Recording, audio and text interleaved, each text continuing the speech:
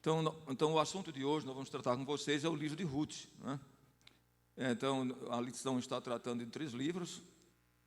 Então, Josué, Juízes e Ruth. E hoje, a última lição, que é a 13ª lição, tratará do livro de Ruth. Então, é muito importante estudarmos esse assunto hoje. O livro de Ruth é um livro muito belo das Escrituras Sagradas, né? É um livro muito abençoado das Santas Escrituras. E muitas pessoas, quando leem o livro de Ruth, veem mais como se fosse um texto, às vezes, romancesco, que trata de um casal, Ruth e Boaz. Mas precisamos entender também o livro de Ruth como uma analogia. Bom dia. O que é analogia? É uma comparação, né? Assim como as parábolas. Então, é preciso ver o livro de Ruth como uma analogia, como se fosse uma parábola para nós, né? Mas, de fato, uma metáfora. Então, é importante entender o livro de Ruth. Tem muitas lições especiais para as nossas vidas. Quando se lê a Bíblia, eu sugiro para vocês, eu já li a Bíblia várias vezes, quando você lê a palavra de Deus, viu, Mike? A gente tem que ler a palavra de Deus, mas não somente com os olhos do passado. Ou seja, isso é uma história que aconteceu, Ruth viveu. A época de Ruth, do livro, é a época dos juízes. Ou seja, é cerca de 3.000 anos antes de nós. Então, quando lê o livro de Ruth, é necessário que você leia o livro, mas faça uma análise também para a sua própria vida e traga para a contemporaneidade. Traga para os seus dias. Quando você lê um texto, diz, o que é que isso tem a ver comigo e com meus dias? E com o meu tempo que eu vivo hoje? Então é necessário ver a Bíblia desta forma. Porque há 2 perigos quando se lê a Bíblia. É ler a Bíblia com os óculos da atualidade e esquecer do passado, ou ler a Bíblia vendo só o texto como se fosse algo do passado que nada tem a ensinar-nos. Então, a melhor hermenêutica, o que é hermenêutica? Hermenêutica é a arte de interpretar. Existem várias hermenêuticas: hermenêutica do direito, hermenêutica da filosofia, da sociologia, da pedagogia, da psicologia. Existe a hermenêutica bíblica, a arte de interpretar a palavra de Deus. Então, é importante, quando se lê a Bíblia, compreender uma coisa, que na Bíblia existe muito que é chamado, que nós chamamos em português de figuras de linguagem.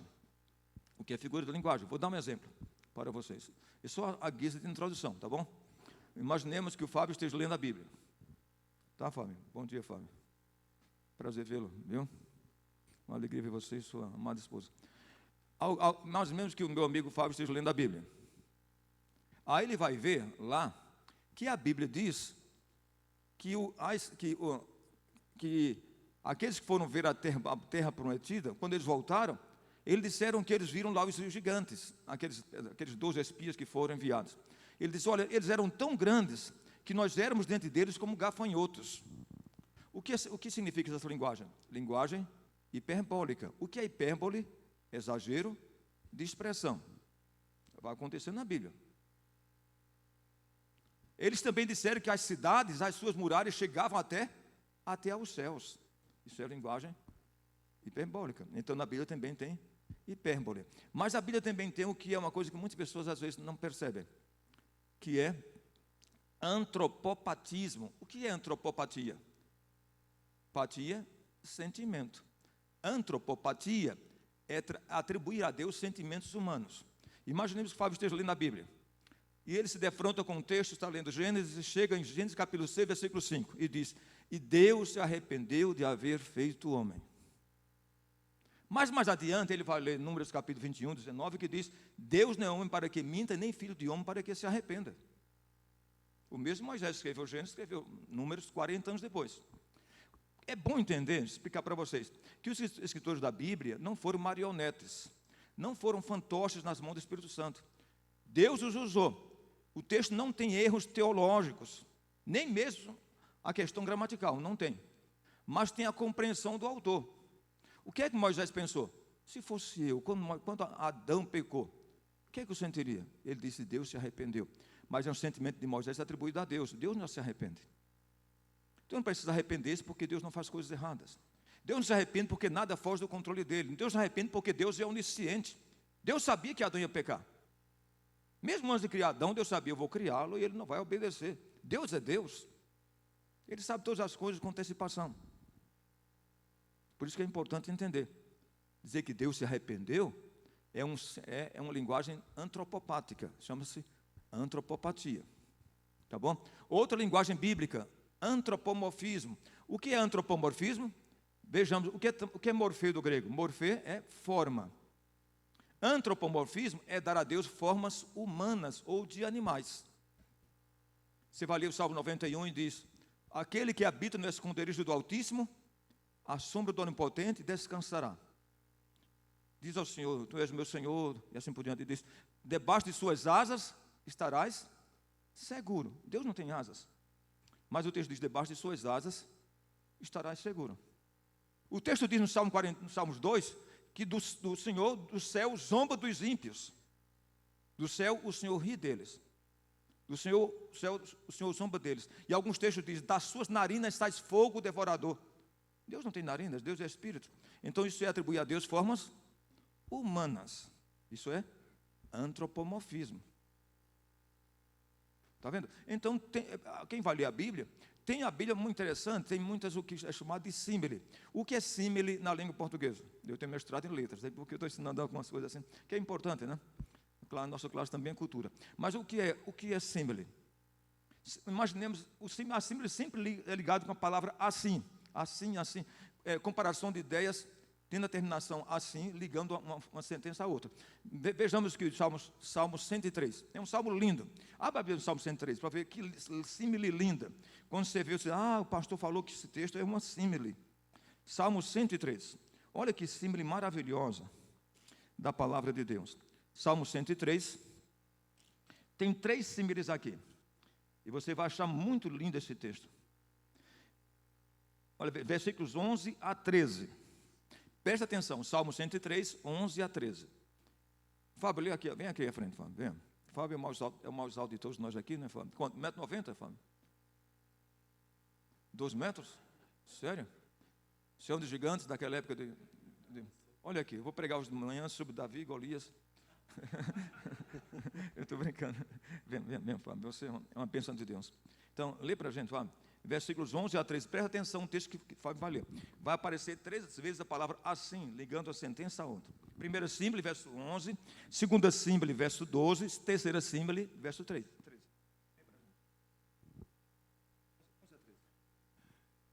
Pois quanto o céu se alteia acima da terra, assim é grande a sua misericórdia para com os que o temem. Quanto dista o oriente do ocidente, assim afasta de nós as nossas transgressões. Como um pai se compadece de seus filhos, assim o Senhor se compadece dos que o temem. Muito obrigado, Fábio. Perceberam as 3 símbolos? Qual a primeira símbolo? Qual a primeira símbolo, verso 11? Quanto o céu se alteia acima da terra, assim é a misericórdia do Senhor. Estão vendo? Primeira símbolo. Segunda símbolo, quanto está distante o oriente do ocidente, assim o Senhor afasta de nós as nossas transgressões. Terceira símbolo, como o pai se compadece dos seus filhos, assim o Senhor. Isso se chama símbolo. Tá bom? Então, por isso que quando vai ler a Bíblia, a gente tem que ler a Bíblia nessa perspectiva. Por que eu estou dizendo isso? Porque quando a gente vai ler o livro de Ruth, é preciso entender que Ruth, além de ser um texto histórico, é um livro que trata do relacionamento de Jesus com a sua igreja. Assim como Boaz, imaginemos, isso é uma símbolo. Como Boaz resgatou, vamos criar uma símbolo. Como Boaz resgatou Ruth, assim Jesus resgatou a sua igreja. Estão vendo a símbolo? Então, é importante entender isso. Boaz foi resgatador de Ruth, que era gentia. Jesus foi resgator da igreja, que também é gentia. Não é? Nós não somos judeus. Estão vendo como é lindo ler a Bíblia dessa perspectiva? Então, vamos orar? Senhor Atílio, vem aqui à frente. Pode vir, vem aqui. Vamos. Senhor Atílio é o nosso decano, é o nosso Abraão daqui da igreja. Tá bom? Ele é o nosso patriarca e é um homem de Deus. Vamos orar com ele. Você sabe que o senhor Atílio é a 4ª geração de batistas já? 4ª geração. Se escrever a história dos batistas do Brasil, vai contar que a família do senhor Atílio são cristãos batistas desde o século XIX, né? Então, desde o final do século XIX. 18. Está vendo? Olha que coisa, que história linda. Vamos levar a Deus na oração. Pai querido, muito obrigado por este dia, obrigado pela noite de paz e descanso, e agora, Deus, abre as nossas mentes, os nossos corações, para que possamos entender a Tua palavra a cada um de nós. Fica conosco, abençoa a programação desta manhã, para que em tudo o teu nome seja louvado e exaltado. Amém. É o que oramos agradecendo, em nome de Jesus. Amém. Amém. Muito obrigado, senhor Atílio, por sua oração tão bela, tão cristã, tão genuína. Então, eu fiz o meu próprio esboço, tá bom? Eu leio a lição, mas eu faço o meu próprio... Isso é mania de professor, né? Então, a compreensão professoral de fazer um plano de aula, né? Quem deu aula por muito tempo faz plano de aula. Tem professor aqui? Professor, professora? Olha ali, muito bom, seu Sidão, né? Que é professor universitário aposentado. Então, a gente acostuma a fazer plano de aula, né? A gente não chega na classe sem saber o que fazer. Né? Então, a gente sabe qual é o plano de aula, o que é que vai dar, a introdução. Todo o discurso tem que ter princípio, meio e fim, né? Introdução, então, de conteúdo e conclusão. Então, vamos agora abrir a Bíblia no livro de Ruth. Ruth, vamos ler a Bíblia em Ruth. Então, Josué, Juízes e Ruth. Não se sabe, a teologia não sabe quem foi que escreveu o livro, tá bom? Então, o autor é anônimo, nós não sabemos. Está nos livros canônicos, é um livro sagrado, mas nós não sabemos. Alguns dizem que quem escreveu foi Samuel. É possível que seja Samuel, porque a linguagem é de alguém que vê a história de Ruth como uma história passada. Preste atenção, quando você lê um livro, se vocês vão prestar atenção, quem lê muito, percebe a linguagem do historiador. Naquela época, então, isso é uma expressão muito própria do historiador. Naqueles dias, isso é a linguagem do historiador. E dependendo da linguagem, você vai perceber que o historiador é alguém que viveu depois daquela história. Então, o livro de Ruth, vejam bem o primeiro versículo. Então, primeira lição, o autor, logo na introdução da lição, o título é Uma História a Ser Lembrada. Logo na introdução, ele vai citar aqui um autor, que é Hardin Kenneth, no seu livro Ruth. Ele diz que é o conto mais encantador do Antigo Testamento. E o autor do livro é desconhecido. O conteúdo do livro é o período quando as tribos livremente confederadas se haviam radicado em Canaã. Naquela época em que os juízes governavam. Vejam bem o primeiro versículo. Então, quem escreveu esse livro, pela linguagem, você vai ver que é alguém que viveu depois daquela época. Tá bom? Porque ele fala da história de Ruth como uma história anterior à sua própria vida. Vejamos então, vamos ler Ruth, capítulo 1. Ruth, capítulo 1. Josué, Juízes e Ruth. Vejam bem, nos dias... Quem tem outra tradução? Vou ler uma tradução, mas se você tiver outra diferente, fale para mim. Nos dias em que julgavam os juízes, houve fome na terra. E um homem de Belém, lembram vocês que a palavra Belém em português, como é lindo você entender hebraico. Graças a Deus, Deus me deu a capacidade de conhecer algumas línguas. Isso ajuda muito, até a compreensão da Bíblia. Até a compreensão, porque às vezes o pastor está pregando, eu sei até o original. Se o texto está certo, que está correto a tradução, se não está. Então, Belém, a tradução é Belém, mas a palavra em hebraico é Betlehem. Jesus nasceu em Betlehem. O que é Bet? Casa. Lehem, pão. Jesus nasceu na padaria. Daí porque ele disse, eu sou o pão da vida. Você entendeu agora? Isso não é uma coisa linda? Jesus dizia, eu sou o pão da vida. Disse, ele está dizendo isso porque ele nasceu em Belém. Entendeu? Então, Belém, Betlehem, Bet, casa. Lehem, pão. Jesus nasceu em Betlehem, casa do pão. Jesus nasceu da padaria e ele diz, eu sou o pão da vida. Como é lindo isso. Então vejam bem, saiu um homem, e um homem de Betlehem, de Judá, saiu a habitar na terra de Moabe, com sua mulher e seus 2 filhos. Moabe é uma região chamada Transjordânia hoje. É uma parte de Israel, mas que já pertence à confluência de Israel com a Jordânia. Porque a Jordânia atual, um país chamado Jordânia, pertencia a Israel nos dias de Davi. É ali onde ficavam as tribos de Ruben, Simeão e a meia tribo de Manassés. Eles não ficaram depois do Jordão. Quando aquelas terras que Moisés conquistou, antes de entrar na terra prometida, as tribos de Ruben, Simeão e Manassés pediram a Moisés que eles queriam ficar ali, não queriam atravessar para conquistar. Aí Josué disse, então façamos o seguinte, vocês querem ficar aqui, podem ficar nessa terra aqui, antes da terra prometida, mas vocês têm que lutar com seus irmãos. Depois que eles conquistarem a terra e dividirmos as tribos, vocês voltam para suas casas. E eles lutaram, e depois de serem vitoriosos, voltaram para os seus lares. Mas aquela região que pertencia a Israel, hoje, pertence a um país chamado Jordânia. Tá bom? A Jordânia são terras bíblicas. Naquela época era a terra que pertencia a Israel.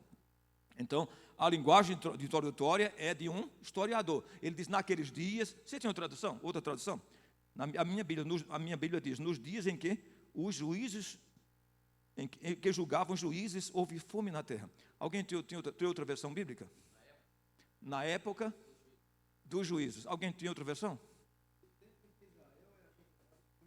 No tempo em que Israel... Então, essas três versões estão corretas, tá bom? É bom isso entender. Eu fico preocupado com algumas versões bíblicas, mas especialmente em alguns textos. Eu até estava falando, eu sempre participo, eu e Maria Helena, a gente sempre participa, toda quinta-feira, de uma reunião da Primeira Igreja Batista, né? Já há quase 3 anos. Eles têm uma célula que era no meu prédio, e a célula se dividiu em 2, cresceu a célula. Sabe quantas células eles têm? Nós temos algumas células aqui que se reuniu por 2 meses. A Primeira Igreja Batista tem 800 células. 800 grupos de estudos bíblicos. Muita gente, né? 800 grupos de estudos na Grande Curitiba. Então, tinha uma célula muito grande no prédio que eu moro, ali no Bigorrilho. Aí foi dividida a célula em 2. Eu fiquei em uma dessas células. Mas eu sempre falo com frequência, eles pedem minha opinião. Aí eu estava explicando para eles que algumas versões bíblicas a gente tem que ler com cuidado, né? Então, porque às vezes não é tão fiel o texto. Por exemplo, Salmo 1 Coríntios, capítulo 1, isso é a guisa de ajuda, isso é muito importante. Até já vi até em casamento pastores pregarem nesse texto. Ele diz, ainda que eu fale a língua dos homens, se não tiver caridade, nada serei. Já viu essa tradução? A caridade é sofredora, a caridade é paciente, a caridade... Só que a palavra não é caridade que Paulo usou.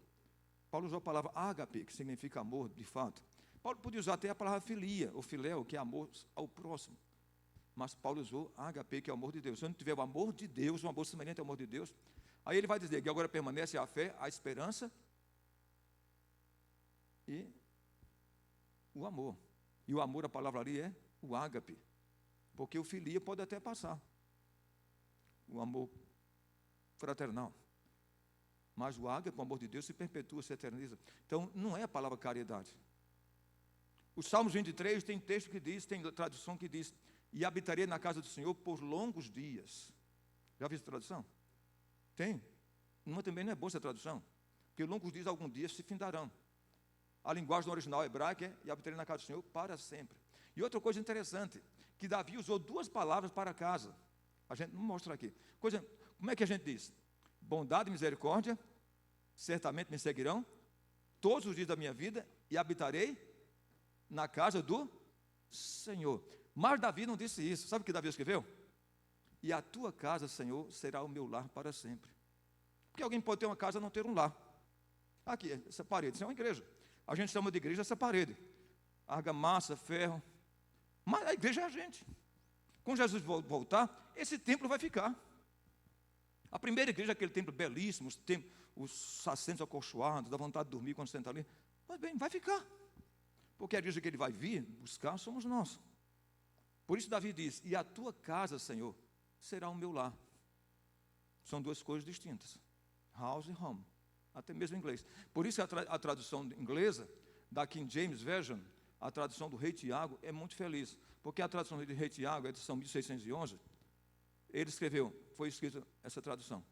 And your house, your Lord, will be my home forever. E tua casa, Senhor, será o meu lar para sempre. Eu amo essa tradução. Que é a melhor versão, a melhor tradução do hebraico. Estão vendo como é importante, às vezes, saber a língua que Jesus escreveu? Por que Jesus falava, o que foi escrito na Bíblia? Porque tira algumas pequenas discrepâncias das traduções bíblicas. Nem todas as traduções são tão felizes, tá bom? O povo laicismo, leigo, que não percebe isso. Mas quando se prega, se lê, eu digo, não é isso que está no original. Muitas vezes eu penso, mas vamos lá.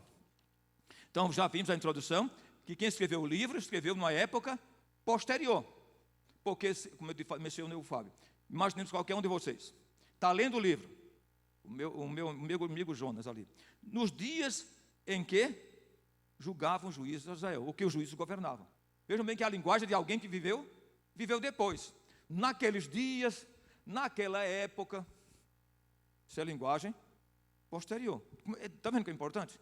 Então você diz, olha, eu não sei quem escreveu, mas pelo que entendo, quem escreveu viveu após esta época, porque ele diz naqueles dias em que julgavam juízes. Ele não se insere na história. Tá bom? Ele é como diz em inglês, um outsider, alguém que está vendo a história de fora, né? Então vejam bem, agora uma coisa importante, a lição está dividida em 3 pontos. Primeiro tópico da lição é, a história começa em Moabe. Mas eu quero ressaltar, a própria lição ressalta aqui, lembrem-se vocês, um homem saiu de Betlehem com sua esposa. Qual foi a razão que ele saiu de Belém? Porque havia fome na terra. Já perceberam? Vamos fazer uma análise hoje da migração. Existe migração dentro do próprio país e imigração de país a país. Por que muita gente às vezes mudou de uma região para outra? Por que foi? Vamos imaginar, se você fizer uma análise, por que muitos italianos vieram para o Brasil no século XIX? Estão vindo hoje? Não. Vê italiano saindo lá? Eu não tiro no pé, sair da Itália para o Brasil não seria uma grande... Não tem muita vantagem hoje. A Itália faz parte do grupo dos 18 países mais poderosos do mundo, das 8 maiores economias do mundo, né? faz parte do grupo do G8. Então, não tem sentido. Tem alemão saindo da Alemanha para cá? A Alemanha é a terceira economia do mundo. Vê alemão vindo para cá? Não. Mas no século XIX, a Alemanha, algumas áreas da Alemanha não estavam em boas condições. E o Brasil parecia ser o Eldorado do futuro. A gente não tem que saber isso, viu? O Brasil, naquela época, parecia que ia se tornar uma grande nação, até mesmo em termos econômicos. E não aconteceu. Foi um sonho que não gestou. Você entendeu? Você não vai ver italiano vindo hoje para cá, nem alemães. Pelo contrário, muitos estão tentando tirar, como é que chama? Até cidadania, até com sonho que, se necessário for, eu e meus filhos algum dia podem se beneficiar disso. Estão vendo? É muito importante isso. Então, a imigração acontece por questões, até mesmo por fatores econômicos e sociais. Por que muitos nordestinos saíram do Nordeste e vindo para São Paulo? Até a turma diz brincando, né, que eu posso brincar com nordestinos, porque nordestino não seria bullying, né? Mas a turma diz brincando que lá no Ceará, os cearenses têm cabeça chata e tantos pais bateram na cabeça desse meu filho, quando crescer, vai para São Paulo. Né? Bate tanto na cabeça da criança. Então, essa é brincadeira, viu, Rogério? Alguém não vai me processar porque eu sou nordestino, né? Então, eu estou nordestinizando a história. Então, vejam bem. Então, eles saíram de Belém por causa da fome. E foram morar em Moabe, em outra nação, outro país, outra língua, outra cultura. Quem foi? 4 pessoas. Marido, uma mulher e 2 crianças. As crianças faziam parte da Igreja Batista Lindóia, em Belém. E eles saíram e foram para Moabe. Elimeleque, Noemi, Malom e Quilion. Agora pensa você, quando você pensa que vai para outro lugar, você pensa em tragédia? Não. Você pensa que a coisa vai melhorar. Ou não é isso? Estou saindo do Ceará, de Quixadá, Juazeiro do Ceará, Sobral, não sei se alguém conhece aquela região. Sobral é a terra do Ciro Gomes. Não, fala, porque se só mencionar, vão pensar que eu não tenho nada a ver com PDT, nem com política. Não sou nem bolsonarista, nem lulista, sou cristão. Então, mas, vejam bem. Então, saiu daquela região, foi para São Paulo, certamente, porque pensou que a coisa ia melhorar.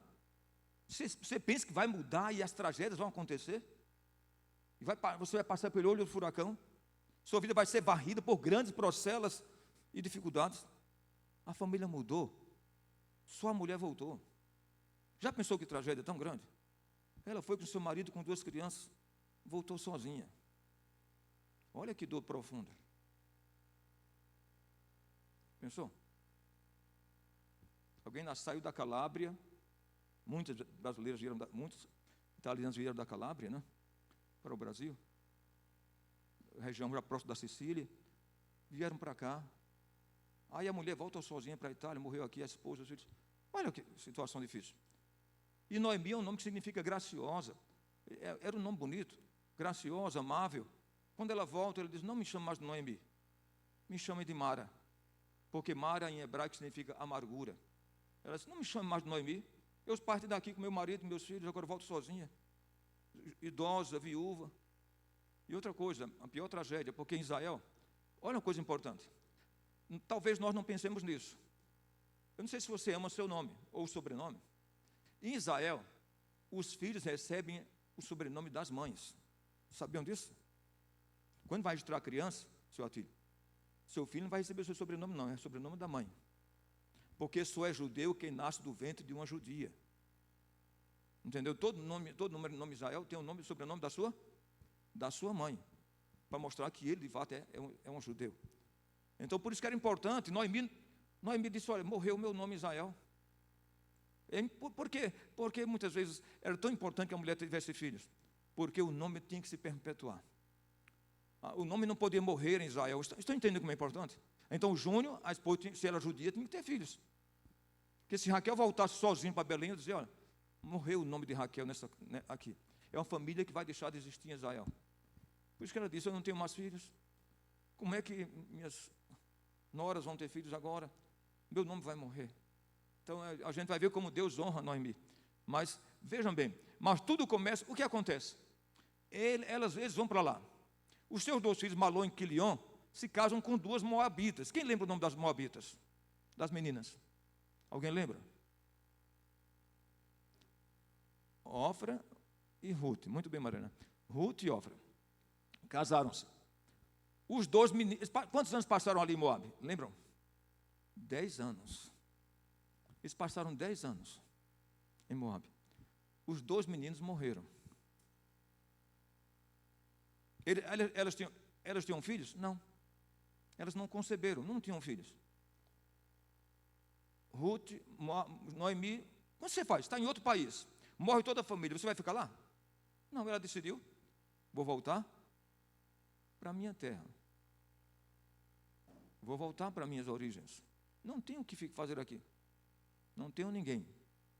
Não tenho mais filhos. Não tenho marido, não tenho mais filhos, não tenho netos. Por que vou ficar aqui? Vou voltar para o Moarama. Não é, dona Elizabeth? Estou brincando, dona Elizabeth, que a dona Elizabeth é de Moarama, os meninos também, né? Então, vou voltar para o Moarama, não tem mais ninguém. Olha, vejam bem. Sinceramente, quando você lê a história, eu sempre penso nisso. O problema da gente é que a gente lê a Bíblia com os olhos do passado. Aplica para a sua vida. Se insira no texto. Sabe o que se chama? Alteridade. O que não é autoridade, alteridade. Vem da palavra do latim alter. O que é alter? O outro. Alteridade significa olhar o mundo, enxergar o mundo a partir do olhar do outro. É como se eu fosse ler a história. Como é seu nome? Alessandro. Eu vou ler a história do Alessandro, e Alessandro está passando por uma grande dificuldade. Eu me inseri na história dele. Alguém já disse que cada um sabe onde o sapato aperta. Não tem expressão? Conhece mais ou menos isso? Conhece, mas é uma expressão, cada um sabe onde o sapato aperta. É uma linguagem assim. Ariano Suassuna usa nos seus livros essa frase. Então, cada um sabe onde o sapato aperta. Muitas vezes a gente até olha pelo outro, mas não se insere na vida dele. Não pensa, como é que eu agiria se fosse ele? Como seria a minha vida se eu estivesse no lugar dele ou no lugar dela? Isso se chama alteridade. É tentar se enxergar na vida do Rogério para entender o Rogério. Eu só posso entender o outro quando eu penso em ficar no lugar dele e entender a sua história. Então pensa nessa mulher. Perdeu toda a família, vou voltar. Alguém já leu Os Sertões, de Euclides da Cunha?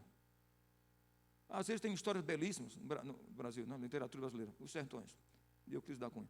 Então, ou seja, as nossas histórias marcam a nossa vida. O que nós passamos marca a nossa história. Vamos, por exemplo, se você ler Graciliano Ramos. Graciliano Ramos nasceu em Palmeira dos Índios, Alagoas. Tem 4 obras clássicas de Graciliano Ramos na literatura portuguesa. Alguém lembra? São Bernardo, Angústia, Vidas Secas e Memórias do Cárcere. São 4 obras de Graciliano Ramos. Você sabia que Graciliano passou 5 anos preso como comunista, que não era comunista? Começou a intentona comunista no Rio de Janeiro. Ele tinha 11, olha que situação. Ele tinha 11 irmãos em Alagoas, veio sozinho para o Rio de Janeiro trabalhar para mandar algum dinheiro para... Porque o pai tinha morrido. Alguém sabe o que é arrimo de família? O que é arrimo de família? É alguém que é responsável para cuidar da família. Às vezes, meu pai morreu, eu fiquei sozinho, tenho que cuidar de minha mãe e meus irmãos. Eu conheço muita gente que ficou numa situação dessa, trabalhando para manter a família. Então, Graciliano Ramos é uma história belíssima. Jonas está quase chorando que a mulher dele é alagoana, ele é sergipano. Mas eu gosto muito de Graciliano Ramos. E Graciliano Ramos veio para cá, ele ficou numa pensão que Os colegas deles, todos eram seguidores de Luiz Carlos Prestes, que era o comunista. Mas os colegas de trabalho, ele não tinha nada a ver com isso. Mas o governo de Getúlio Vargas mandou prender todo mundo. Você já viu aquela história? Fui preso de gaiato no navio? É uma música que diz que fui preso, é uma música que tem aí. Então, foram lá, prenderam todo mundo, mandaram para a Ilha Grande. Prisão de segurança máxima no Rio de Janeiro. Aquele garoto com 20 anos foi preso. Emerson, naquela época não tinha YouTube, não tinha Instagram, não tinha WhatsApp. Mamãe, estou preso aqui. Não vou poder dar mais ajuda para Alagoas.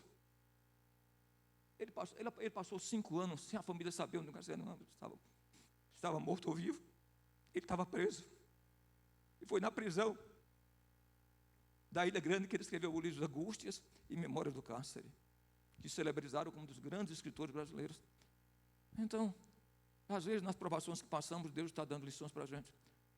A gente aprende a depender só de Deus. Vai aprender quem são os nossos verdadeiros amigos. Porque amigo é aquele que está contigo quando todos pularam do barco fora.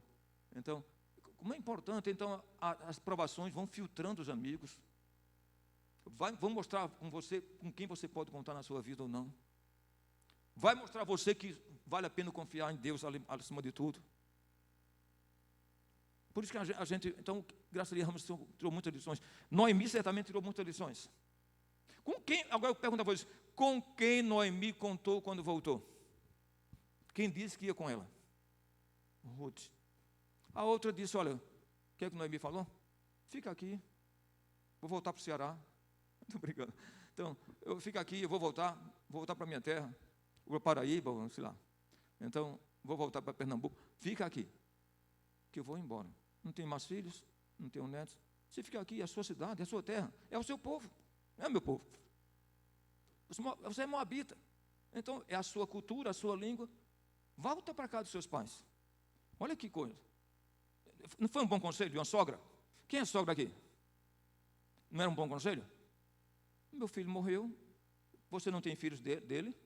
Se quiser voltar para morar na casa dos seus pais, pode ir. Eu, como sogra, eu compreendo. Eu pergunto a vocês, quem é sogra? Tente entender isso. Foi errado o conselho de Noemi, olhando em termos humanos? Não. Foi um conselho racional, senhor João. Com um bom conselho de uma sogra. Eu não tenho mais filhos, sou pobre, não tenho como sustentar você como minha nora.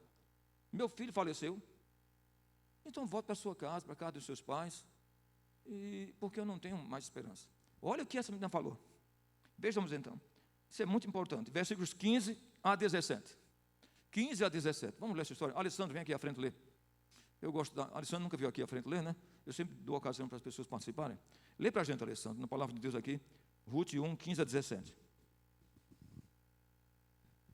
Disse Noemi, eis que tua cunhada voltou ao seu povo e aos seus deuses. Também tu, volta após a tua cunhada.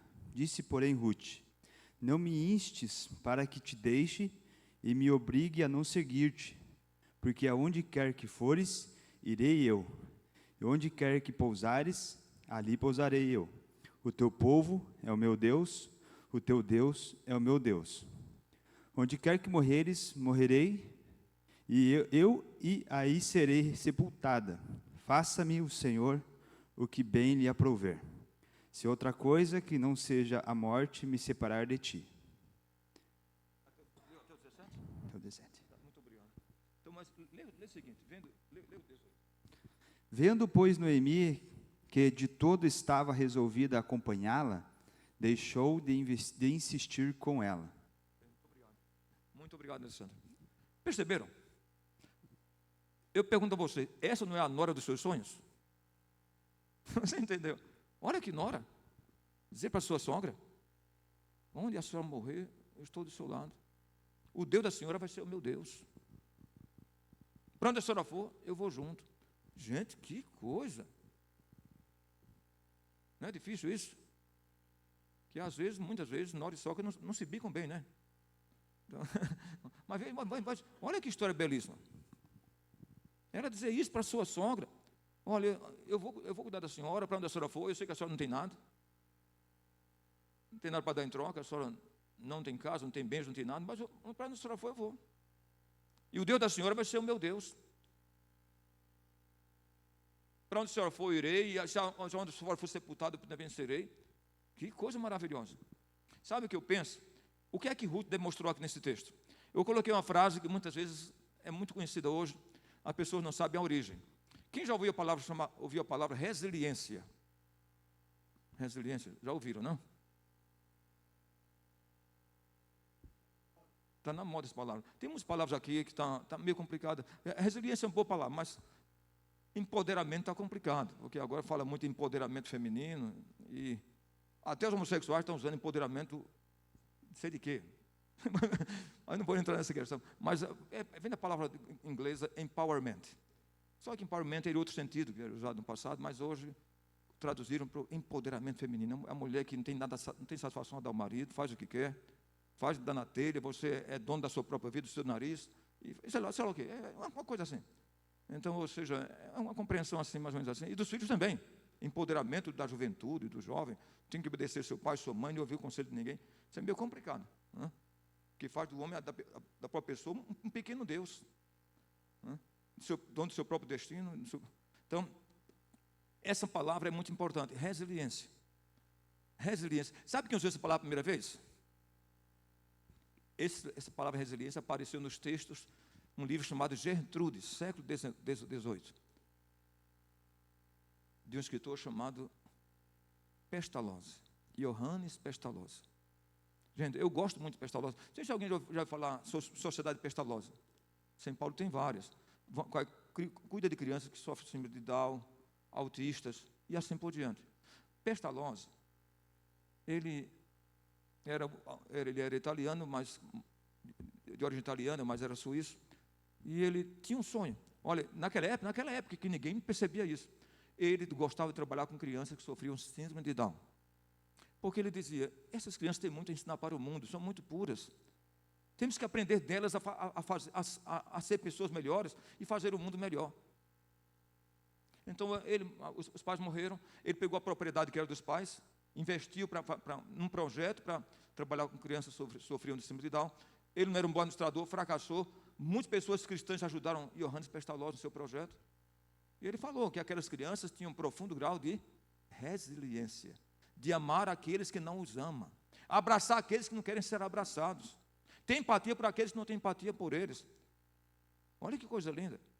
Então, e é verdade. Mãe tem que aprender de crianças que são autistas ou sofrem de resiliência. São crianças puras e são crianças que têm muitas virtudes. Não são perversas, nem maldosas, não tem essa maldade do ser humano. Então, ou seja, Pestalozzi percebeu isso. E vem dele no livro Gertrude, essa palavra resiliência, que hoje o mundo usa para toda hora. Mas essa mulher é uma mulher resiliente. É uma mulher que não desiste. É uma mulher que, apesar da crise, persiste em crer no Deus de Ruth. Porque, vejam bem, se você vê, o que é que acontece hoje? Olha, vou dizer para vocês, muito sério.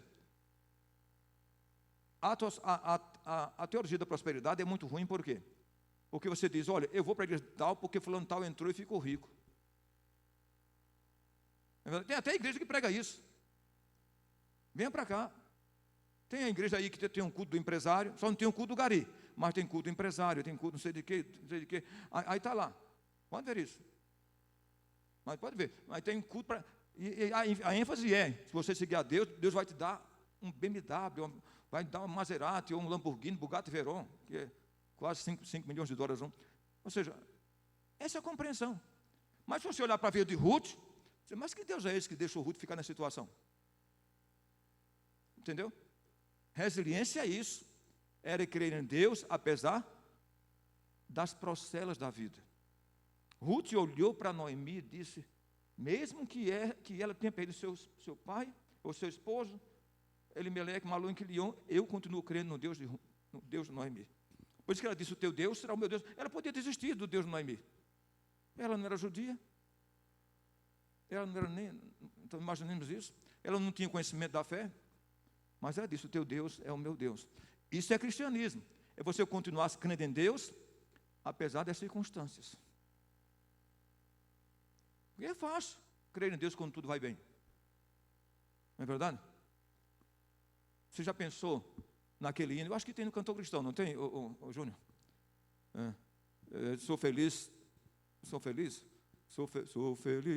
com Jesus, sou feliz. Não tem? se paz a mais doce pudesse gozar, se dor a mais forte sofrer, ou seja o que for, tu me fazes saber, bem feliz com Jesus sempre sou. Gente, quem escreveu isso?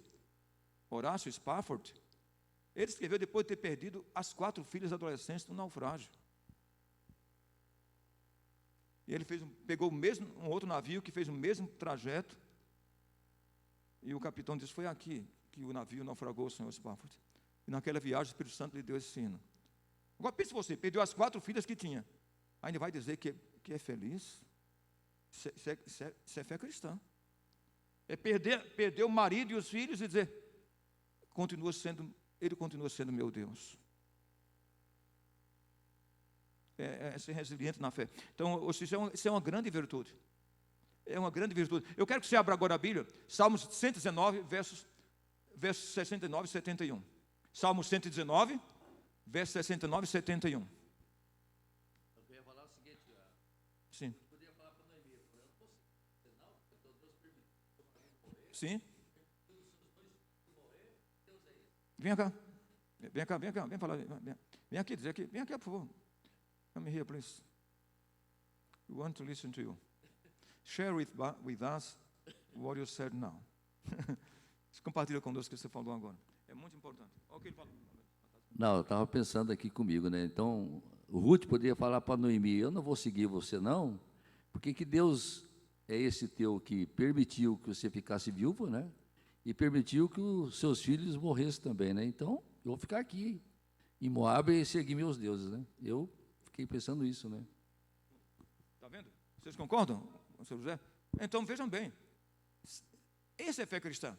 É continuar crendo em Deus, mesmo apesar das dificuldades, porque sabendo que Deus tem o melhor para nós, até mesmo depois das provações. Deus pode abrir um novo horizonte para a sua vida, para mim, para o Rogério, para cada um de vocês. Vale a pena ser fiel a Deus nas provações. Porque ser fiel a Deus quando tudo está bem, é a coisa mais fácil do mundo. Quando as águas correm tudo ao seu redor, tudo a seu favor. Vamos ler, Salmo 119, 67 e 71. Alguém pode ler em voz alta? Abriu a Bíblia? Carlos, abriu? Vem aqui à frente, Carlos, lê para a gente. Versos 67 e 71. O que é que Davi diz? Antes de ser castigado, eu andava desviado, mas agora obedeço a tua palavra. 71. Foi bom para mim ter sido castigado, para que aprendesse os teus decretos. Será que Davi era um masoquista? Será que quem escreveu isso era um masoquista? Que tinha prazer em sofrer? Não. Ele disse, foi bom porque aprendeu os decretos de Deus. Você pode entender isso? As provações que nós passamos nos faz pessoas melhores. Nos faz pessoas melhores. Por isso Davi diz, o que é que Paulo diz? Em Filipenses capítulo 4, versos 11 a 13. Aprendi a viver contente em toda e qualquer situação. Tanto sei ser humilhado como ser honrado. Como também, tanto sei passar necessidade, como tanto sei ter abundância, como também ter escassez. Mas ele diz, depois disso tudo, posso naquele que me fortalece. A gente não pode isolar o versículo. Esse versículo é o coroamento do texto anterior. Ele diz isso porque ele pode tudo, inclusive suportar essas dificuldades da vida, porque Deus o fortalece. Então é muito bom entender. Na primeira lição desse texto, a primeira lição é esta. A história começa em Moabe, porque é em Moabe que vemos a resiliência e a perseverança de uma mulher em seguir o Deus da sua sogra. Essa é a primeira grande lição. O ponto 2 da lição diz, a história continua em Belém de Judá. Quando ela volta, o que acontece quando ela volta? Ruth 1, 19 a 22. Vamos ler esse texto. Ruth, capítulo 1, 19 a 22. Quando ela volta para casa, ela muda até de nome. Ela decide mudar o nome, Antônio, porque ela achou que o nome dela não tinha mais sentido.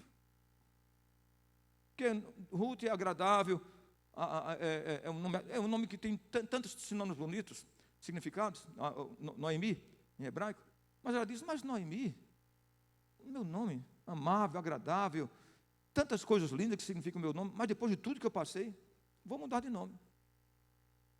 Agora eu pergunto a você, será que isso não aconteceria com você também, não? Será que se você fosse Noemi voltando para casa sem o esposo e os filhos, talvez não dissesse, não faz sentido ter esse nome que eu tenho. Depois de tudo que eu tenho passado. Vejam bem, então vamos ler o texto. 1, 19 a 22. Meu profeta, vem aqui à frente, vem ali aqui à frente. É você mesmo. Sim, é com certeza. Tem outro Jonas aqui na classe? Venha, Jonas, venha. Não, você é bênção, Jonas. Você é bênção de Deus. You are a blessing. Você é uma bênção para a sua esposa, para a gente. Você é gente finíssima, como diz lá no Pernambuco. Gente fina. Então, assim, Ruth capítulo 2, Ruth 1, perdão, 19 a 22. 19 a 22. Leia em voz alta com a sua bela voz. Então, ambas se foram até que chegaram a Belém. Sucedeu que, ao chegarem ali, toda a cidade se comoveu por causa delas, e as mulheres disseram: não é esta Noemi? Porém, ela lhes dizia: não me chamem Noemi, chamai-me Mara, porque grande amargura me tem dado o Todo-Poderoso. Até quando? Ditosa eu parti, porém o Senhor me fez voltar pobre, pois me chamareis Noemi, visto que o Senhor se manifestou contra mim e o Todo-Poderoso me tem afligido. Assim voltou Noemi da terra de Moabe, com Ruth e sua nora, a Moabita, e chegaram a Belém no primeiro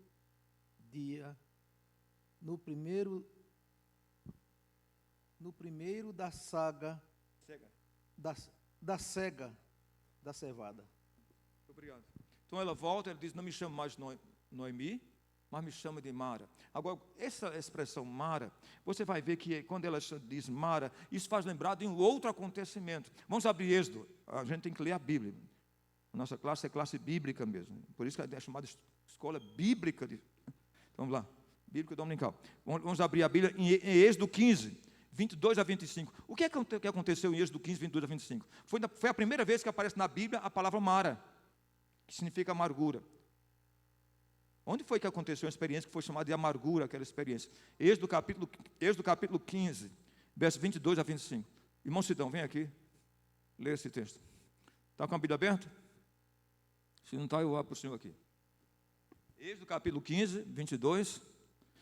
Olha, eu uso a Bíblia, eu não sei se você já está usando a Bíblia com letras grandes. A minha Bíblia é a Bíblia de Abacuque. O Senhor falou para Abacuque, né?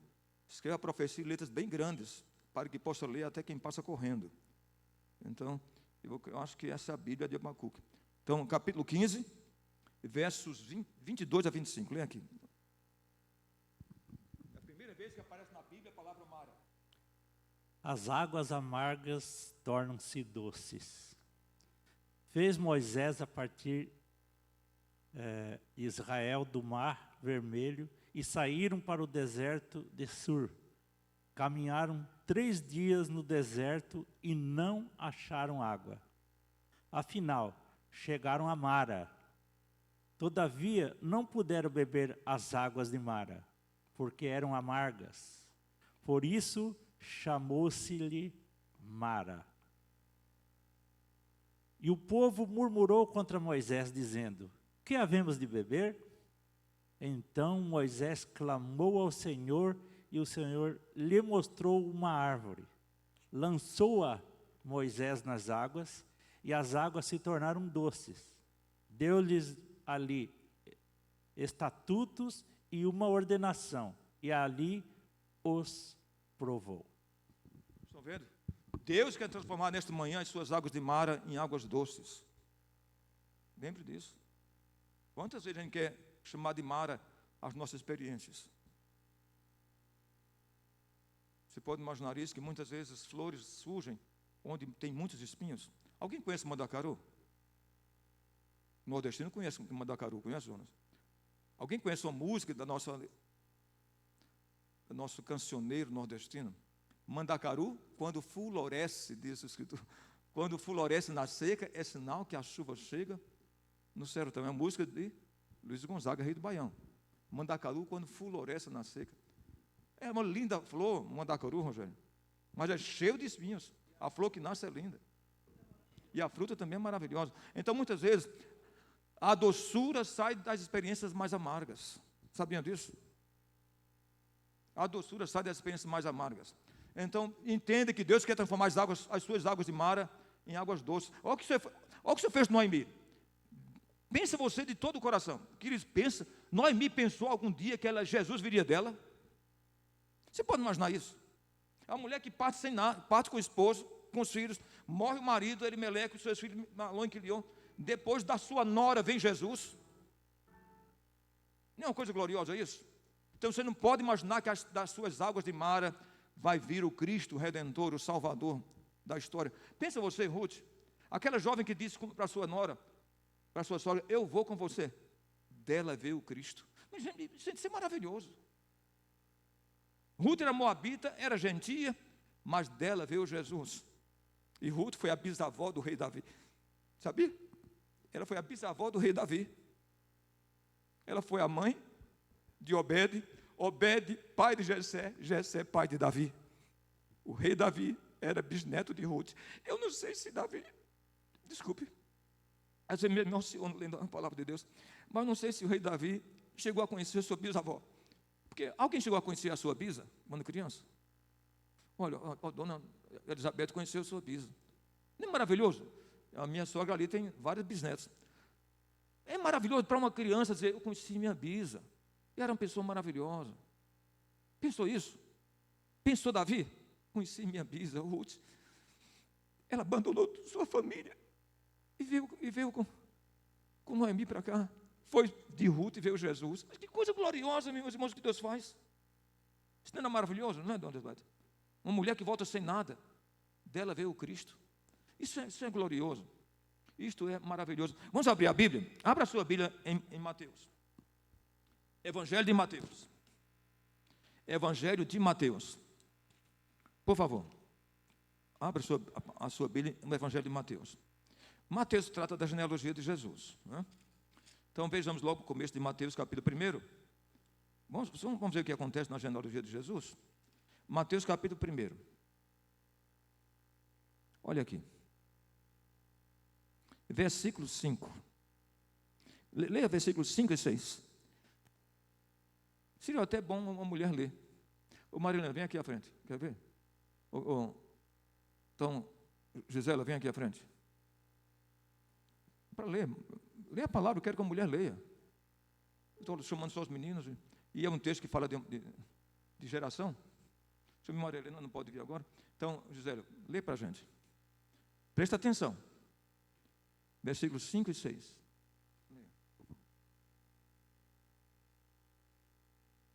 Salmão gerou de desculpa.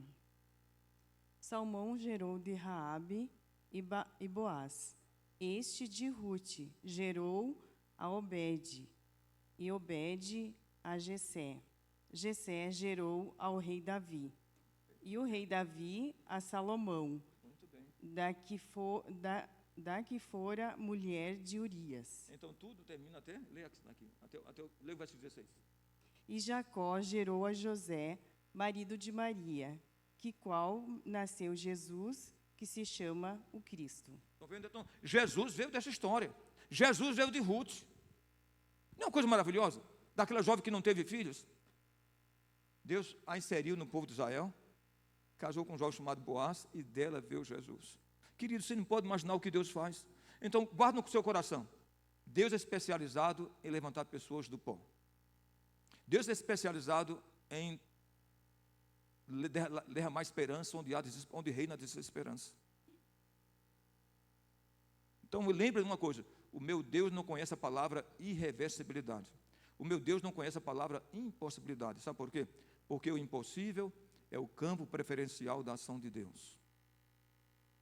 Lembra de José? Aquele jovem foi vendido como escravo. Dele vieram duas tribos. A tribo de Efraim e Manassés. Guarda no coração o que ele falou para os seus irmãos. Vocês tentaram fazer o mal contra mim, mas Deus transformou em bem. Você tem um Deus que transforma os males em bem. Guarda no seu coração. É pena que eu me preparei tanto, fiz meu próprio esboço, mas eu não posso tratar o assunto, como se diz, sapecadamente, como é que se diz? Sem critério. Tem que ir profundo em cada tema. Então, tratamos sobre dois tópicos da lição, mas tratamos com muita pertinência. Então, guarda no coração isso. O livro nos conta a história de Ruth, daquela jovem que segue a sua sogra. Conta a história de Ruth, de uma jovem que casa com Boaz e dela vem Jesus. Lembra do casamento? O livro conta a história de Ruth e Boaz paga pelo resgate dela. Jesus pagou pelo resgate meu, do doutor André, ali pelo seu sangue. Assim como Boaz foi resgatador de Ruth, Jesus foi o meu resgatador. Que maravilhoso pensar nisso. Vamos orar? André, vem aqui à frente orar. Vamos levar a Deus em oração. Pedir a bênção de Deus para a nossa classe, para o culto de hoje, para o domingo, para que tenhamos um domingo abençoado, gracioso, iluminado por Cristo. Diga.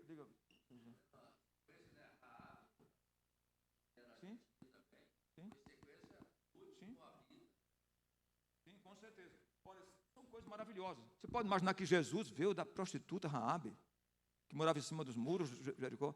Jesus descende dela. Isso mostra o Deus que temos. Então você glorificará a Deus e dizer: Senhor, Tu és o Deus que faz milagres e opera as maravilhas. Deus nunca esquece daqueles que são vistos como proscritos da sociedade, porque Deus quer fazer história nas nossas vidas. Doutor André, nos leva a Deus na oração. Senhor Jesus, obrigado, Pai, mais uma vez, porque a gente pode se reunir na Tua presença. A gente pode se reunir para aprender um pouco mais sobre o Senhor, para nos aproximarmos um pouco mais daquilo que o Senhor deseja para nós. E Deus, nós te agradecemos pela Tua imensa misericórdia, te agradecemos, ó Deus, porque o Senhor não se esquece de nenhum dos seus, e o Senhor cuida de nós todo o tempo.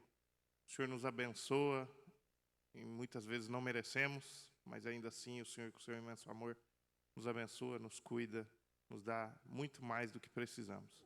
Nós te louvamos, te agradecemos por tudo isso. Pedimos que o Senhor continue conosco nesse dia, abençoe esse culto, abençoe as nossas famílias, nosso almoço, que seja de proveito para os corpos, ó Deus. Nós te agradecemos porque o Senhor nos dá condições de comprar, de comer aquilo que a gente tem vontade, e isso é só bênção do Senhor. Amém. E nós te agradecemos por todo esse dia. Cuide de nós, esteja conosco, em nome de Jesus. Amém. Muito obrigado, queridos. Obrigado pela participação da classe, que o Senhor os ilumine, que o Pai, o Filho e o Espírito Santo os abençoe. Amém.